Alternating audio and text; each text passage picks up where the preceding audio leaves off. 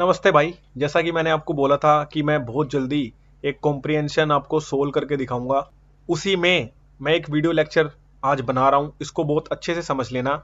मैंने एक चीज़ पहले भी बोली थी, मैंने आज से 2 से 3 दिन पहले एक ना इंग्लिश की वीडियो दी थी। अगर किसी भाई ने नहीं देखी है ना तो जाके देख लेना उसको अच्छे से। उस पर मैंने सारी चीज़ें ना बहुत अच्छे से एक्सप्लेन करके आपको समझाई है। और मैं वो चीज़ें जो बोली थी ना वो आज मैं आपको दिखाऊंगा यहाँ पे। मैं कुछ भी हवा में नहीं बोलता हूँ, जैसा कि मैं बता चुका हूँ पहले भी। जो भी चीजें होती है ना फुल प्रूफ रिसर्च के साथ होती हैं। और उसी में मेरा एक ये वीडियो लेक्चर है, इसको बहुत अच्छे से समझना।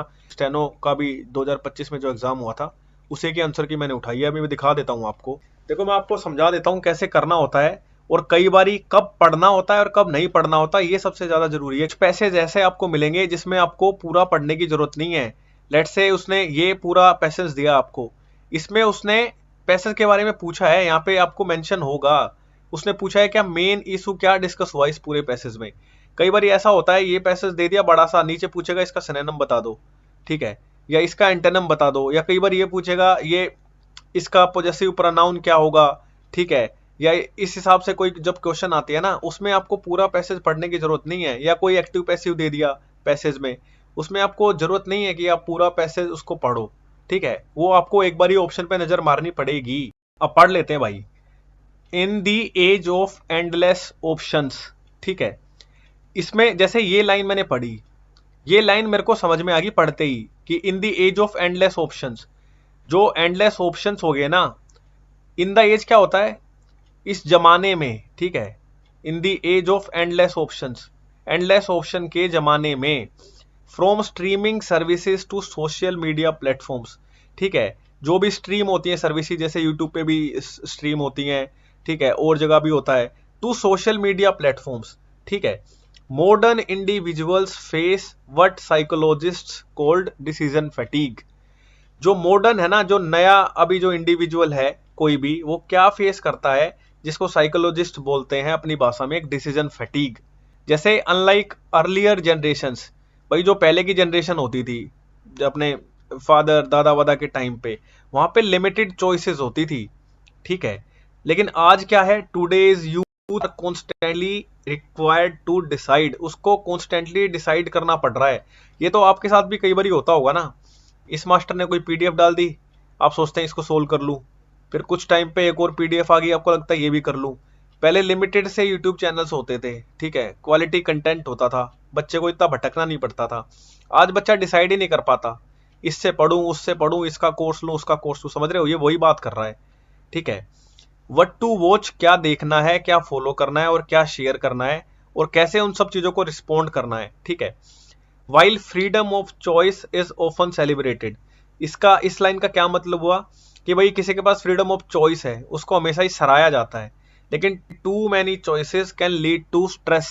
भाई आपके पास बहुत सारी चॉइसेस हैं, लेट्स से, ठीक है। एक तो मेरा पेन कई बार काम नहीं करता ना, बहुत दिमाग खराब करता है, आई डोंट नो क्या हो जाता है इसको बीच बीच में। जैसे आपके पास बहुत सारी चॉइसेस हैं, आपको कोई इंग्लिश का ही कोई कोर्स खरीदना है, किसी का भी लेट्स से, आप बहुत कंफ्यूज हैं उसमें कि इसका लूं, इसका लूं, मेरा लूं, ठीक है, या किसी और थर्ड पर्सन का लूं, या ये वाली बुक खरीदूं, आप समझ रहे हो। तो वो कई बारी आपको स्ट्रेस में ले जाता है, ठीक है, आपको डिससेटिस्फेक्शन देता है, और कई बारी इवन पैरालिसिस, ये वो वाला पैरालिसिस नहीं है, ठीक है। आयरनिकली का मतलब होता है चीज व्यंग करी गई है, उसके हिसाब से ये चीज बात करी गई है, ठीक है। कोई स्ट्रेंज बात, कोई फनी, ऐसी फनी वे में इसको बोला गया है कि अबंडेंस कैन बिकम ओवरवेलमिंग। इसका मतलब है कि कुछ भी चीज एक्सेस में होना, कोई चॉइसेस, ठीक है, कोई इंफॉर्मेशन, ठीक है, वो कभी ऐसा दिखता है कि वो पॉजिटिव है, लेकिन वही लीड करता है डिसीजन फैटीग का, ठीक है। जरूरी नहीं है कि बहुत सारे रिसोर्सेज, बहुत सारी इंफॉर्मेशन आपको बहुत अच्छा आउटपुट दे देगा, ऐसा जरूरी नहीं होता हर बारी, ठीक है। जो एल्गोरिदम है, ठीक है, design to predict preferences often narrow exposure rather than broaden it, creating digital bubbles, ठीक।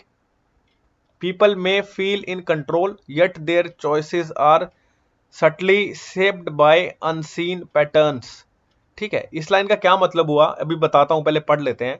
Over time the constant need to choose can drain mental energy, leaving individuals anxious और इनडिफरेंट। मैं आपको सीधी सी बात बताऊं, इस पूरे जो इस पैसेज की जो समरी है ना वो क्लियर हो चुकी है अभी तक, ठीक है। और इसमें तो बहुत हैवी वर्ड्स है भी नहीं। इसने बोला है जो एल्गोरिदम होता है ना, जैसे यूट्यूब का भी एल्गोरिदम होता है, इंस्टाग्राम का भी एल्गोरिदम होता है, जितने भी सोशल मीडिया प्लेटफॉर्म होता है हर किसी चीज का एल्गोरिदम होता है, ठीक है। डिजाइन किया जाता है टू प्रोडक्ट प्रेफरेंसेस, क्या प्रेफरेंसेस हैं, ठीक है, क्या चॉइसेस। अभी आपने देखा होगा हर चीज पॉडकास्ट पे शिफ्ट हो गई है। जो कंटेंट आज से पहले चलता था वो आज नहीं चलता, ठीक है। जैसे फनी वीडियोस पहले चलती थी, लोग बनाते थे, अब वो नहीं चलती, क्योंकि अब हर चीज पॉडकास्ट पे धीरे धीरे शिफ्ट हो रही है। आप समझ रहे हो। Often narrow exposure rather than broaden it, इसका क्या मतलब है। यहाँ पे बात हो रही है इस एल्गोरिदम की, ठीक है, जो कि डिजाइन किया गया है प्रेडिक्ट करने के लिए प्रेफरेंसेस, क्या प्रेफरेंस होनी चाहिए। वो अक्सर, ओपन का मतलब होता है अक्सर, वो नैरो कर देता है एक्सपोजर को रादर देन ब्रॉडन इट, ठीक है। एल्गोरिदम का काम तो होना चाहिए बढ़ाना किसी चीज को, ठीक है, लेकिन वो इस चीज को कम कर देता है, इसके जो एक्सपोजर है इसको नैरो कर देता है, कम कर देता है। क्रिएटिंग डिजिटल बबल्स, इसका क्या मतलब हुआ क्रिएटिंग डिजिटल बबल्स। बबल्स का मतलब हुआ एल्गोरिदम इस हिसाब से काम करता है कि अगर आपने ये चीज नोटिस की होगी सोशल मीडिया पे, अगर आपने एक तरह की कोई शॉर्ट्स देख ली या कोई रील देख ली, आपको लगातार वैसे ही सारी चीजें दिखने लगती हैं, ठीक है। उसी को बोला गया है कि जो एक डिजिटल बबल क्रिएट कर देता है, एक ही आपको लिमिट कर देता है कि फिर उसके बाद आपको कोई दूसरा और कंटेंट ऐसा ना आए, ऐसा एल्गोरिदम करता है। समझ रहे हैं आप, इसके बारे में बात की है। इसमें क्या है कि लोगों को लगता है कि वो कंट्रोल में है, लेकिन येट देयर चॉइसेस, किन की चॉइसेस, इन लोगों की, are subtly shaped by unseen pattern. इसका मतलब है कि हमें ऐसा लगता जरूर है कि हमारे हिसाब से सारी चीजें कंट्रोल में है, ठीक है, लेकिन फिर भी कुछ अनसीन पैटर्न्स है, कुछ ऐसी अनसीन चीजें हैं जो ऐसी शेप ले लेती हैं जो हमें दिखती नहीं है, ठीक है। या इसका ये मतलब आप निकाल सकते हैं कि हमें लगता जरूर है कि हम अपने हिसाब से सारी चीजें को कंट्रोल कर रहे हैं, लेकिन ऐसा होता नहीं है। क्योंकि आप एक चीज, जैसे आपने कोई रील या शॉर्ट्स देखना स्टार्ट किया, उसी के हिसाब से सारी चीजें चलने लगती हैं। आप समझ रहे हैं, एक वो अनसीन पैटर्न सा बन जाता है। Over time the constant need to choose can drain mental energy. अगर आप पूरा दिन एक ही चीज सोचने में लगाओगे कि मैं ये करूं, मैं ये करूं, ये वाला कोर्स लूं, ये वाला कोर्स लूं, ये करूं, वो करूं, 50 चीजें हैं आपके पास, ठीक है, तो वो आपकी एनर्जी को खत्म कर देगा। कई बार आपने सोचा होगा ना, आप डिसीजन नहीं ले पा रहे कोई, ठीक है, वो आपकी एनर्जी को थकाएगा, वो आपकी एनर्जी को कम करेगा। क्योंकि भाई ऑब्वियस सी बात है ना, एनर्जी तो जाती है ना। आप सोच भी रहे हैं बहुत ज्यादा, तो सोचने में एनर्जी नहीं जाएगी, जाती है, बिल्कुल जाती है, ठीक है। लिविंग इंडिविजुअल्स एंशियस, एंशियस का मतलब क्या होता है कि आप बहुत ज्यादा चिंता में आ जाएंगे, आप स्ट्रेस में आ जाएंगे। और इनडिफरेंट, ठीक है, आप बहुत ज्यादा इनडिफरेंट हो जाएंगे, ठीक है, इंटरेस्ट रहेगा नहीं आपका। True digital freedom may lie not in limitless options but in mindful engagement and setting personal boundaries, ठीक है। इसका क्या मतलब है, जो एक असली, जो डिजिटल की जो आपकी फ्रीडम है ना, वो मे लाई नॉट इन लिमिटलेस ऑप्शंस, ठीक है। ये उसमें लाई नहीं करती है कि आपके पास बहुत सारे ऑप्शन हैं, ये है वो है, बट इन माइंडफुल एंगेजमेंट, ठीक है, एक बहुत सोच तरीके से, सोची समझी तरीके से, और एक पर्सनल बाउंड्रीज को सेट करना, ठीक है, वो है असली असली फ्रीडम। वो नहीं है कि आपके पास हजारों ऑप्शन पड़े हैं, आप डिसाइड ही नहीं कर पा रहे, उसकी वजह से आपको स्ट्रेस हो रहा है और सारी चीज हो रही है। बट वो है जो आप एक थॉटफुल, माइंडफुल, एक एंगेजमेंट। आगे देखो, recognizing when to choose and when to step back, ठीक है, could be the new wisdom of the connected age. जो ये कनेक्टेड एज है ना, ये जो कनेक्टेड एज की बारे में बात की गई है, इसका क्या मतलब होता है। कनेक्टेड एज का मतलब होता है जो ये अभी चल रहा है ना, ये दौर, ठीक है, जहां हर जगह सोशल मीडिया का जमाना है, इंफॉर्मेशन भरी पड़ी है, स्मार्टफोन्स का जमाना है, ठीक है, सोशल टेक्नोलॉजीज हैं और सारी चीजें हैं। इसी को जो कनेक्टेड एज आज के टाइम पे इसको ही बोलते हैं। हर लोग कनेक्ट है, ऐसे सोशल मीडिया से कनेक्ट है, कोई किसी तरह से कनेक्ट है, ठीक है। तो ये बोल रहा है कब चूज करना चाहिए और कब पीछे हट जाना चाहिए, ठीक है, यही एक नई समझदारी है। Could be the new wisdom, ठीक है, could be the new wisdom का मतलब होगा कि यही एक समझदारी होगी इस कनेक्टेड एज में, कि हम ये रिकॉग्नाइज कर पाए कब हमें चूज करना है, कब पीछे हटना है, ठीक है। क्योंकि यही इस पूरे इसकी जो पैसेज की जो समरी है ना, वो यही है कि जो डिसीजन फैटिग, जो साइकोलॉजिस्ट बोलते हैं कि इतना कुछ कंटेंट, सारी चीज, इतनी सारी चीज भरी पड़ी है, ठीक है, उसमें से आपको क्या चूज करना है, क्या नहीं चूज करना। ये भी बोल रहा है ये पैसेज की जरूरी नहीं है आपके पास बहुत सारी चॉइसेस हैं तो वो आपको बहुत अच्छा आपको आपके लिए होगा, नहीं। आपके पास भले ही लिमिटेड चॉइसेस हो लेकिन वो थॉटफुल हो, एक मतलब ऐसा हो कि वो आपके काम आए, ठीक है, एक पर्सनल बाउंड्री जो सेट करे। ये इस चीज में बताया गया है कि जो आज का जो जमाना है, जो एंडलेस ऑप्शंस जहाँ पे हो गए हैं, ठीक है, और एक पहले का जो जमाना था अनलाइक अर्लियर जनरेशन जहाँ पे लिमिटेड चॉइसेस होती थी लेकिन वो फिर भी अच्छा था। अब क्वेश्चंस पढ़ लेते हैं भाई, ठीक है। What is the main issue discussed in passage, ठीक है। इसने बोला है कि मेन इशू जो है, जो मुद्दा जो मेन है वो क्या डिस्कस हुआ है पैसेज में। देखो, जिस भी बच्चे ने किया है ना ये क्वेश्चन, उसने गलत मार्क किया है। अब मैं आपको बताता हूं, ऐसे ऐसे में भी, इस वाले में भी ऑप्शन एलिमिनेशन होती है। मैं बोलता हूं भर भर के इंग्लिश में ऑप्शन एलिमिनेशन चलता है अच्छे से।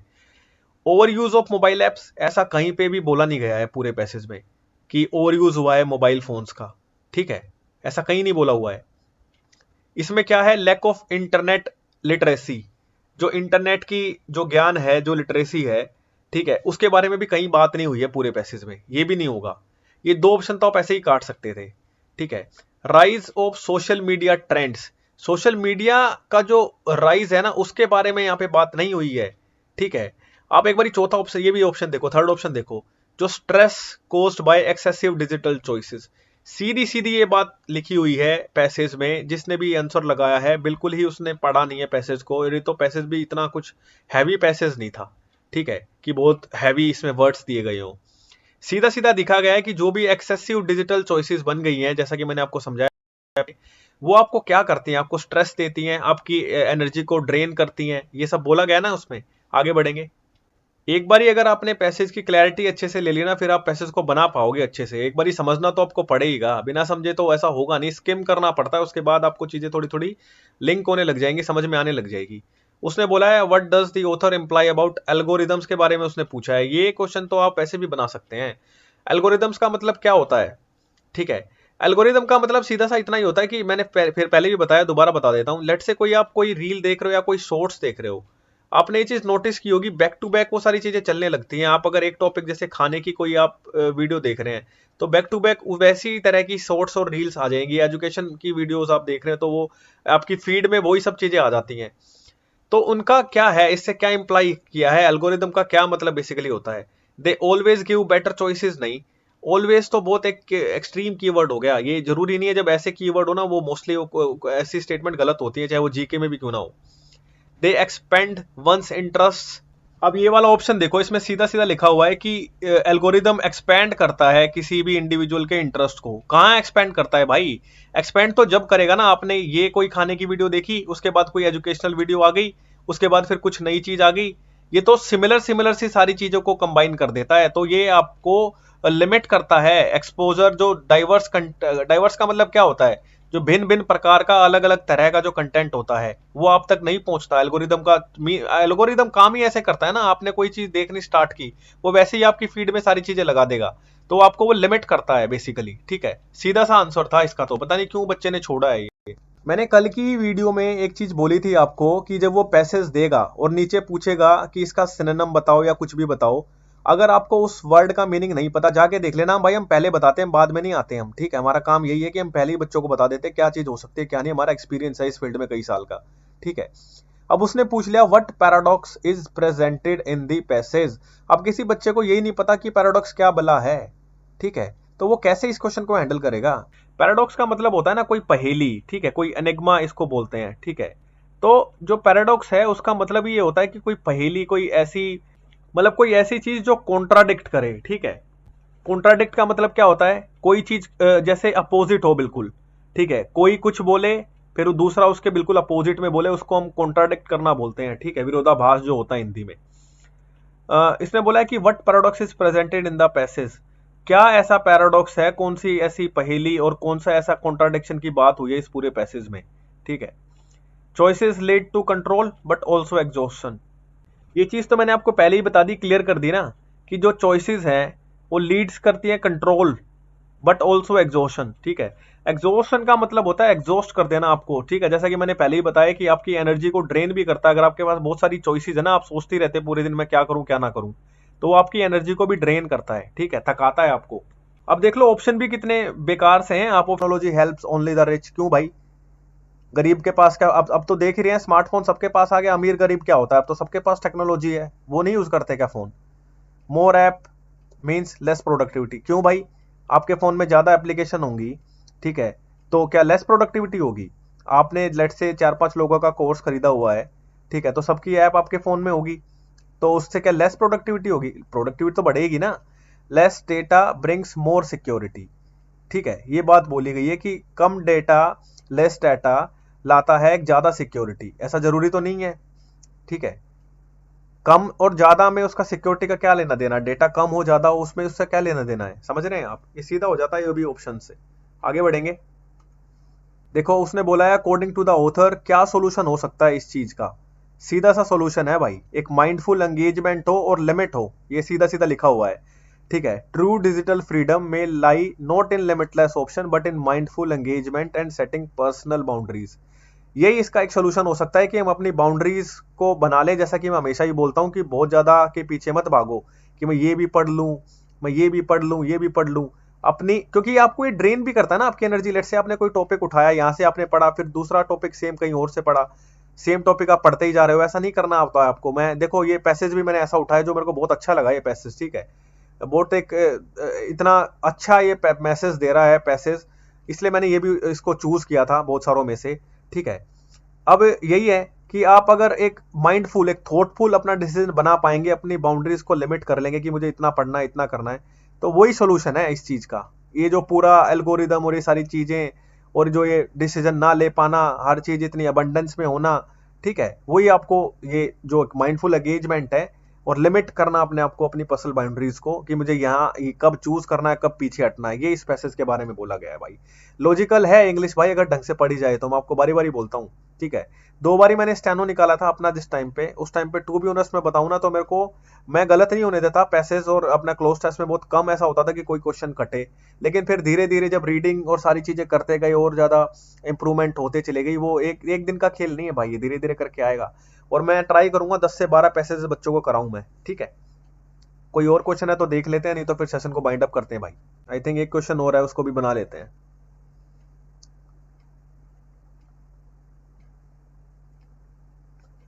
अब आ गया है भाई टोन का क्वेश्चन है। एक क्वेश्चन वो पूछता ही है हमेशा, कई बार ये क्वेश्चन देखो मैं टू बी ऑनेस्ट बताऊं तो कई बार ये गलत भी हो जाता है, कई बार हम पकड़ नहीं पाते, डिपेंड्स, ठीक है, कि कैसे आपसे ऑप्शन लगाए हैं एग्जामिनर ने। और अगर आसान ऑप्शन लगाए हैं तो फिर समझ में जल्दी आ भी जाता है। देखो एग्रेसिव की तो कोई बात ही नहीं हो रही, वो तो बेचारा अपना कंपैरिजन करके बता रहा है दोनों चीजों में कि क्या डिफरेंस है क्या नहीं है, ठीक है, ये ऑप्शन आप काट सकते हो आराम से। सरकास्टिक वे में भी नहीं बोल रहा है, कोई व्यंग भी नहीं चल रहा है यहाँ पे कि वो इस हिसाब से चीजों को बता रहा है। आप ये मत डिसाइड कर लेना कि यहाँ पे आयरनिकली लिखा हुआ है तो इसी से सारा पूरा पैराग्राफ भी डिसाइड हो जाएगा, ऐसा नहीं होता। वो बेसिकली आपको सचेत कर रहा है, क्वेश्चनरी का मतलब होता है आपको वार्निंग बेसिकली दे रहा है वो, ठीक है, आपको वार्न कर रहा है कि आपको क्या करना चाहिए क्या नहीं। कि पहले इस हिसाब से आपके पास लिमिटेड चॉइसेस होती थी अर्लियर जनरेशन में, ठीक है, तो वो अच्छे से अपना डिसाइड कर पाते थे क्या करना है क्या नहीं। आज लोगों के पास भर भर के ऑप्शंस हैं, मल्टीपल ऑप्शंस है, तो भी डिसाइड ढंग से नहीं कर पाते, ठीक है। तो ये सचेत कर रहा है आपको कि आपका बहुत ज्यादा अपने आप को ये करने की जरूरत है कि अपनी पर्सनल बाउंड्रीज को सेट करने की जरूरत है, और एक थॉटफुल डिसीजन लेने की जरूरत है, जिससे आपकी एनर्जी भी बचे और सारी चीजों में आपका फायदा भी हो, टाइम भी बचता है ना इन सारी चीजों से भाई, ठीक है।